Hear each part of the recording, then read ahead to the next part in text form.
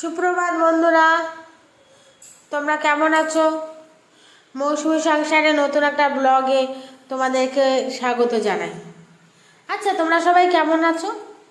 আমরা তো খুব ভালো আছি। সংসারে সকালে সমস্ত কাজ সেরে চলে এসেছে ঠাকুরকে দিতে। জানো তো, কালকে রাত্রে আমাদের এখানে খুব বৃষ্টি হয়েছে। তোমাদের ওখানে কার কার ওখানে বৃষ্টি হয়েছে গো? আমাকে কমেন্ট করে জানিও। খুব বৃষ্টি হয়েছে কালকে, একেবারে পরিবেশটা একেবারে ঠান্ডা হয়ে গেছে। প্রথমে না রাত্রিবেলাতে কারেন্টটা চলে গেল।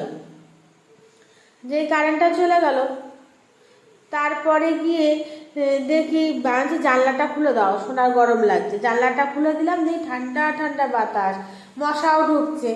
তারপরে আমরা মশারিটা টানিয়ে ফেললাম, মশারিটা টানাই, মশারিটা টানিয়েছি। এর মধ্যে দেখি বৃষ্টি, কি বিশাল বৃষ্টি আর ঝড়।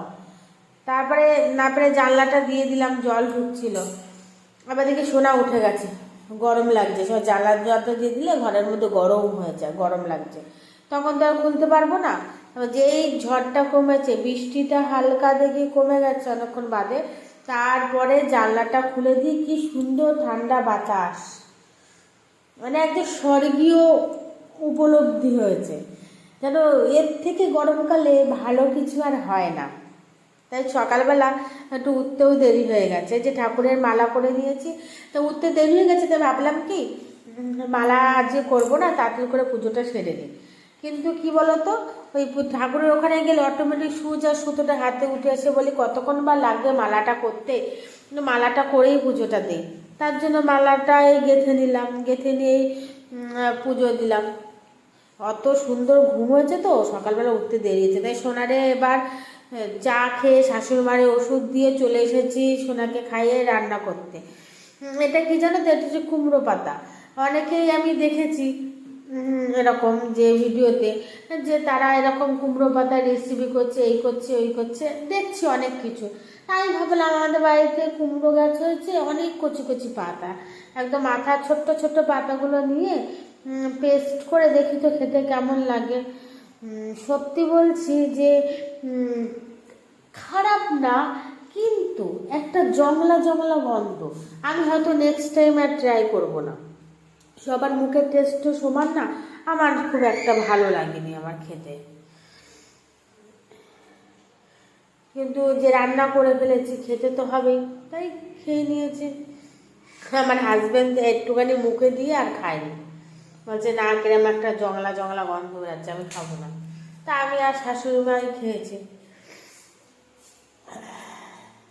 আর আমের টক করছি এই গরমের মধ্যে না, রোজই আমাদের বাড়িতে আমের টকটা করে থাকে। আমার সোনাও খায়, টক দিয়ে ভাত মেখে দিলেও খায়। আমরা যা খাই ওকে তাই দিই, ঝাল ছাড়া আলাদাভাবে কোনো রান্না নেই।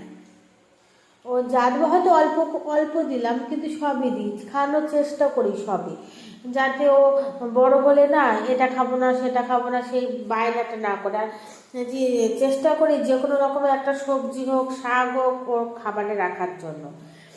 এটা হচ্ছে আজকে নিরামিষ খাবো, তাই ভাবলাম যে ডাল করবো। কিন্তু রোজ ডাল না করে এক কাজ করি, আজকে একটু বড়া করি, মটর ডালে বড়া করে ঝোল করি, পেস্ট করে নিয়েছি।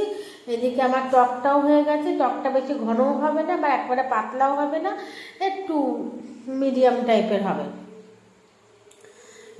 তা অনেক দিন বড়ি করে ঝোল করি না, তা বলছি তাহলে আজকেই করি। এতে মশলা টশলা, জিরের গুঁড়ো, লঙ্কা, আদা দিয়ে পেস্ট করেছি। এদিকে জিরে, হলুদ, মিষ্টি দিয়ে দিয়ে মেখে নিয়েছি, নিয়ে এখন বড়া ভাজছি। আমার সোনা এসেছিল একটু আগে, এসে একটা বড়া নিয়ে গেছে। এই ভাজা হয়ে গেছে মোটামুটি ভাবে বড়াগুলো।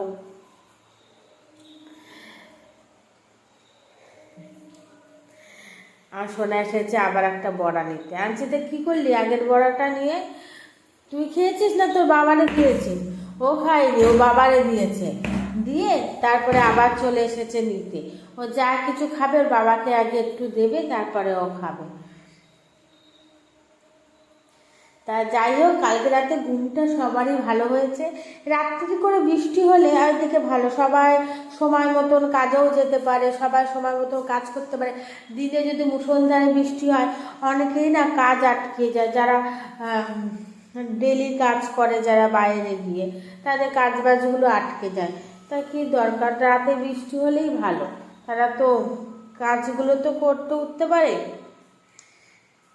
আবার এসেছিল, চলে গেছে, কি যেন একটা বললো, বলে আবার টুক করে চলে গেল। দুষ্টামি করে, কিন্তু রান্নাঘরে ওকে আনি না খুব একটা, কেন দূরে রেখে দিই। রান্না করতে গেলে একটু তো তেল তো ছিটবেই, মানে কচি চামড়া, যদি তেলটা গিয়ে লাগে তো ব্যথা লাগবে খুব না, ওর জন্য আনতে চাই না। সামনেটা বসিয়ে রাখি একটা চেয়ারে, বললাম তুই দূরে বসে থাক আর আমি এখানে রান্না করছি, মাঝে মাঝে চলে আসে। তা আমি একেবারেই পেস্ট করে নিয়েছি, টমেটো, আদা, লঙ্কা, জিরে, ধনে সব দিয়ে পেস্ট করে দিয়েছি একেবারে। শোনার জন্যই আমি একবারে জলে গুলে পেস্টটা রেখে দিই, নাহলে কী হলো তো তেলে দিলে তো শুধু মশলাটা পুড়ে যাবে, সঙ্গে সঙ্গে জল দিতে লাগবে। দেখা গেলো সোনা এসে খুব জ্বালাচ্ছে, আমার একটু দিতে দেরি হয়ে গেলো, তার জন্যই আমি আগে থাকতে পেস্টটা তৈরি করে রাখি, লাগবেও না, কিছু হবে না, সঙ্গে সঙ্গে দিয়ে দিতে পারবো। আমার শাশুড়িমা বলেছেন যে বড়ার তরকারিতে কিন্তু একটু ঝোল রাখবা, নাহলে কিন্তু বসে যায়, ঘন হয়ে যাবে, ভালো লাগবে না, একদম ঘন হয়ে যাবে।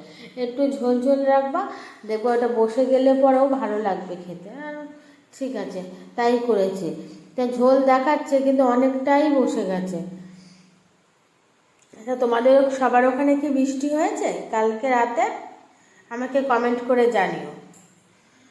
আর আমার ভিডিওটা তোমাদের যদি ভালো লেগে থাকে, তোমরা প্লিজ আমার চ্যানেলটাকে একটা সাবস্ক্রাইব করে দিয়ে লাইক কমেন্ট করো, যে আমার কোথাও ভুল হচ্ছে কি না। দেখো, এটা আমার গাছের বেগুন, এটা দ্বিতীয় হলো, সাইজটা ভালোই হয়েছে, কচি আছে বেগুনটা, জানো তো, তাই ছিঁড়ে ফেললাম গাছ থেকে, কারণ এরপরে যদি একটু বেশি পেকে যায় তাহলে ভাল লাগবে না।